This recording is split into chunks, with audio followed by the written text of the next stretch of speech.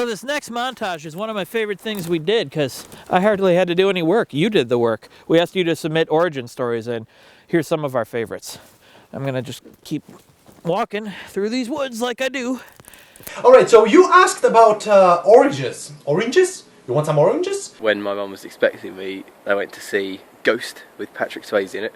So apparently my ancestor Elias and his family, they came over on a boat from France during the time of the Civil War. No? Oranges.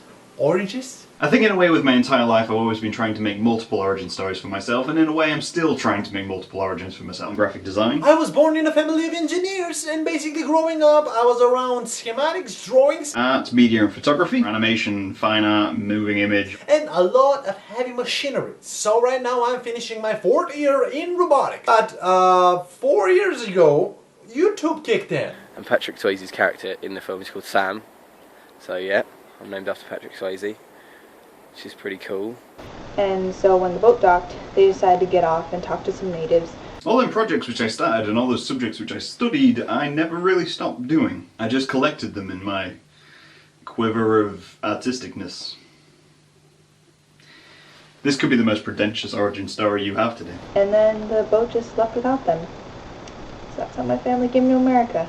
I wanted to be famous. I wanted to be a funny, awesome person like the guys that I was watching online. But my comedy never worked. 2 years ago, that thing evolved in my passion of telling a story through the camera. My personal story of the origin of the universe. Okay? Now, this may sound like religion to you.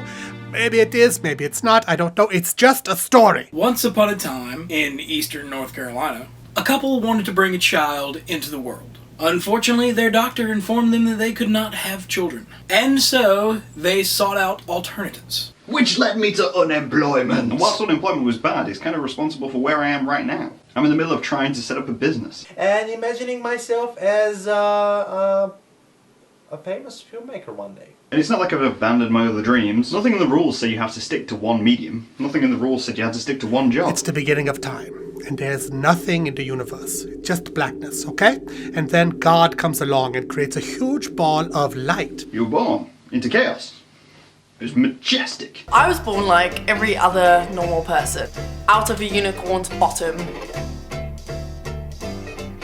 And now Satan comes along. You may substitute any evil character here. Satan comes along and smashes this light into a million pieces with a baseball bat.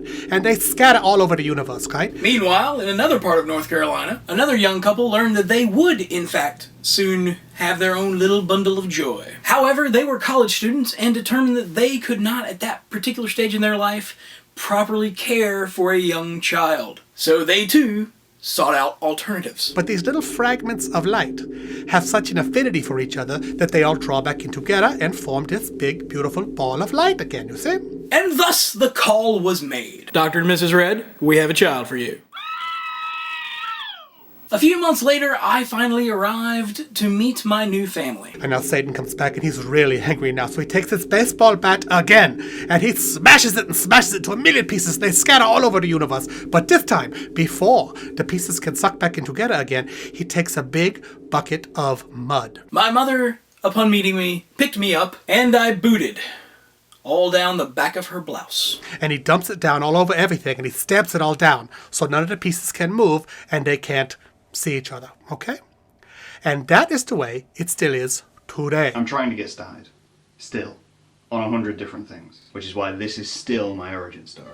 And you and me and your mom and everybody in the world, we are all those tiny pieces of light. So pretty much that is my oranges. Not oranges, oranges. Orange? Orange? English? Second language. Thank you very much. When you can reach through the mud and touch someone, you can see the face of God. You see? That's what it is to get a joke. That's what it is to fall in love.